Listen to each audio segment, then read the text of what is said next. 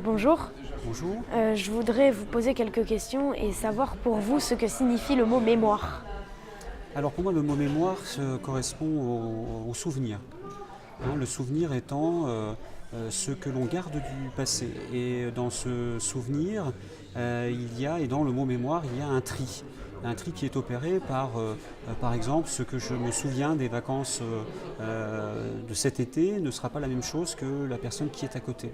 Donc forcément, le souvenir, la mémoire, elle est sélective. Et donc, ce qu'il faut, en tout cas, il me semble, quand l'on travaille sur la transmission, c'est dépasser, s'appuyer sur la mémoire, mais essayer de construire réellement ce qu'il s'est passé en alliant les différents souvenirs, en alliant les différentes mémoires et en leur donnant surtout un sens. Et c'est en cela qu'on fait de l'histoire à l'école en particulier. D'accord, merci beaucoup. Une autre question, pourquoi avez-vous accepté de venir aujourd'hui?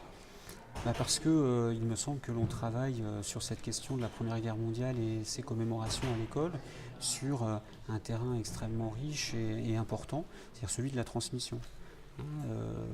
Vous êtes en particulier ce pourquoi nous sommes tous là, c'est-à-dire vous former comme jeune esprit à devenir quelqu'un, à devenir tout court. Et la question de comprendre le passé, de comprendre d'où vous venez, me semble très très important pour vous et donc pour la société qui arrive, celle qui sera devant nous.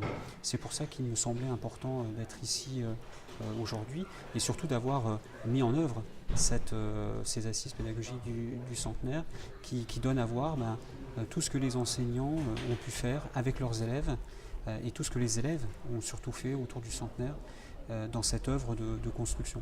D'accord, une dernière question et je vous libère. Pour vous, à quoi servent les monuments aux morts? Alors, dans l'atelier que nous sommes en train de mener sur les monuments aux morts, notre question, c'est justement de voir que le monument nous dit des choses sur la mémoire de la guerre, sur l'histoire de la guerre, et nous permet d'en reconstituer le sens. C'est-à-dire comment est-ce qu'il a été perçu par les sociétés de 1914-1918. Et donc s'interroger sur ce monument, ça nous permet d'en savoir plus et ça nous permet aussi de nous approprier l'espace qui est autour de nous et de comprendre pourquoi il a été sacralisé comme ça, pourquoi il y a un tel symbole autour de nous et autour justement des élèves qui le côtoient finalement tous les jours. D'accord, merci beaucoup de m'avoir accordé du temps. Merci à vous.